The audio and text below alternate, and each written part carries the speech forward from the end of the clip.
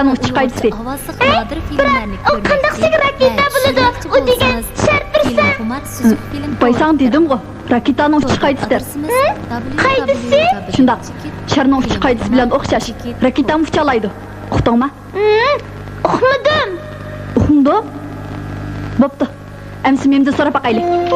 Ракитаның қайдысы.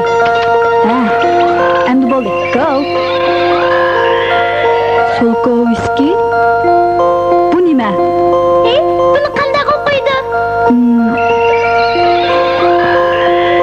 Солковский. Сілі білмейсілі дейме. O mühim bir şəxs. Solkovski bo'lmagan bo'lsa, raketami, sun'iy hamromi bo'lmagan bo'ladi. Bo'ladi, men sizlarga so'zlab beray. Raketaning otasi Solkovski. Bu kishi Solkovski bo'ladi. Kishilar uni raketaning otasi deyishidi.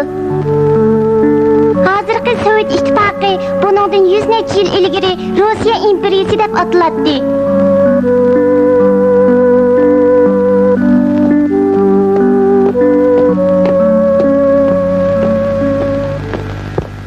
Şumu, şu, uni nimele desem zati terikmeydi. Hey! Kapak başkalla! Durus. O ablah doim qarbol qiyab qo'ynoqsi ichidi. Jure, ma'qul. Hocam! Ne qilmasizlar? Akral dema. Hey, bular zot amal yo'q.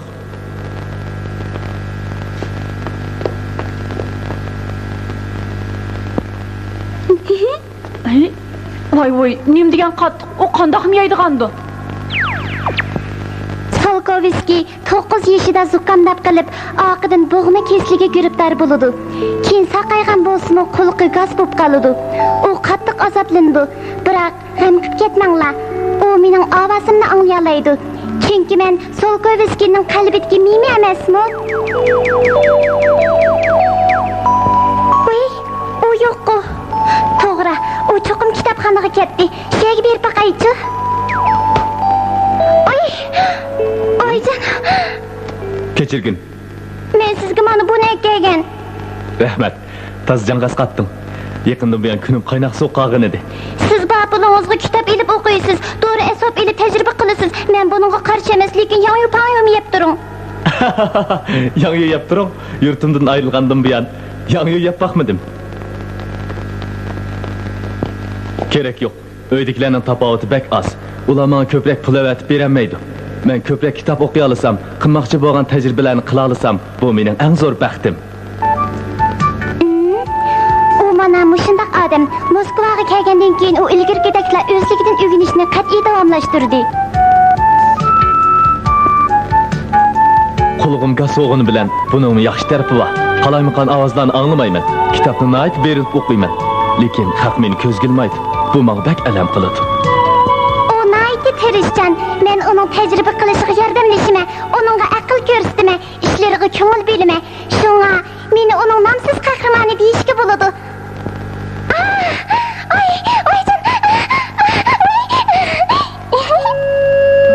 Qaranglar, mana bu mashhur yozuvchi Jules Verne'ning Zembirakdan oyog'i nomli romani. Romanda yozilishiga 300 metr uzunlikda zembirak yasaydi. 3 odam bilan ikki zembirak o'qiga o'ltirib oyog'i chiqadi. Zembirak o'qini oyog'i chiqarish uchun derizini aynak bilan yem etiydi. Buni ular zembiraksimon olam kemasi deb ataydi. Kemadagi 3 odam Fransiya va Amerikadan kelganlar. Ular yer shariga qaytashida raketani ishtirib, sur'atini asosiy usulni qo'llandi. Bu fantastik roman Solkovskining qalbini olamga band qilib qo'ydi.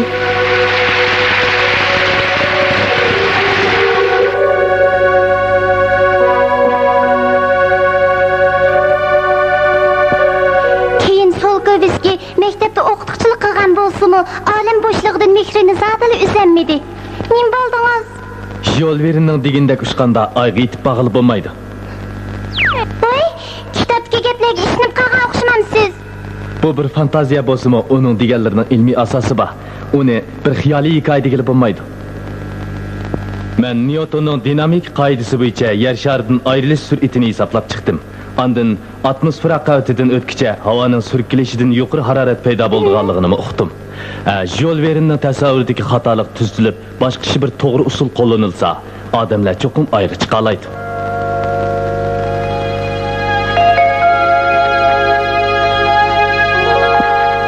Yer sharining tortish kuchidan qutulish uchun sekundiga 11 kilometr sur'at bilan uchishga to'g'ri keladi. Lekin zambirak o'qi unchalik tez ucholmaydi. Uning ustiga texnik qiyin yeri shuki, uchayotganda hosil bo'lgan tez sur'at sababidan eg'irlik yerdagi eg'irlik kuchidan 20 ming as eshib ketadi. Bu chaqda olam kemisidagi odamlar yanchilib ketadi. Bu masalani hal qilish bek tez. Odam zoda qanchalik eg'irlik kuchiga chidashlik bera oladi? Merkezden kaçış kurulmasından faydalanıp, toğu bilen taşqanını tecrübe qılıverdi. Tecrübe neticesi ularning yer yüzündeki eğirlik gücünün 5-6 hessiga beraber keldiğen eğirlik gücüge çidiyalaydiganligini ko'rsatdi. Eğirlikni azaytishning amali bormidi? Voy voy.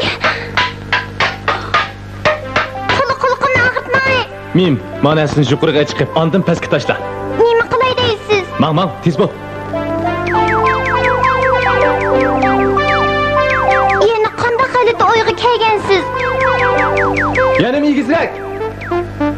O'shanchalik bo'lsa bular? Voy, bek yig'irga. Qutining ichidagi nimada? Qani kirib ko'rib baqaychi. Aslida suv bilan tuxumkan o. Voy, bek kelib ketdi o. Yerga tushganda tugishib ketmay yana.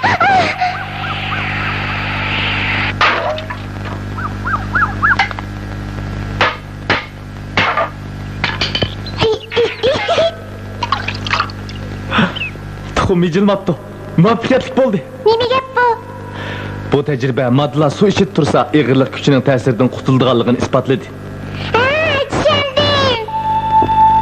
1883-yili Solkovskiy tunji qitim sun'iy hamra to'g'risida kitob yozdi.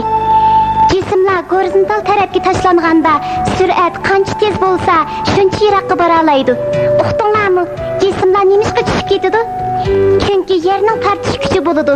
Har qanday narsa hamon tushib ketadi. Jism harakat qilishga boshlasa, to'xtamasdan harakatlanaveradi. Mana bu Newtonning inersiya teoriyasi, Solkovskiyning tasavvurining asosi. Sur'at bilan tortish kuchi tenglashgan chog'da shar to'xtamasdan aylandi. Mana bu sun'iy hamra. Solkovskiy bu sur'atni inchiklik bilan hisoblab, taxminan sekundiga 8 kilometr ekanligini hisoblab chiqdi. Biroq yer sharining ustida havo bor. Shunga havoning surkilishi bilan sur'at davomli tuvanlayveradi. Shunglashqa sharni 200 kilometrdan 300 kilometrgacha bo'lgan egizlikdagi havo sharining yerga tashlab, andin parallel orbita bo'yicha siljitish kerak. Molim! Sizni o'quvchilar chaqiryapti. Ha? Molim, shar qo'yib beramiz degandingiz-ku. Qo'yib beraylik-ku. Qo'ymaylik. Molim. Ma'qul, mana hozir. Nodir filmlarni ko'rmak. Bolalarni xush qilish uchun Solkovskiy qog'ozda bir shar yozdi. Lekin spirit bo'lmag'achqa sharni o'tin qalab harakatlantirishga to'g'ri keldi. U gaz bo'lsa-mu, ammo darisni noyta qiziqarli so'zlagachga bolalar uningga amroq edi.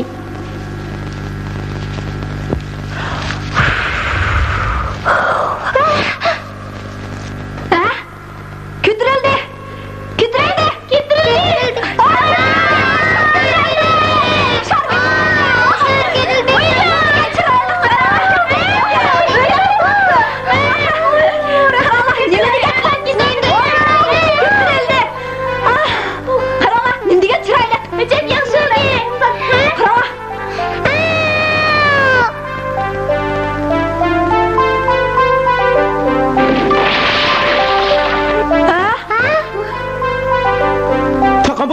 Bo'lmadi.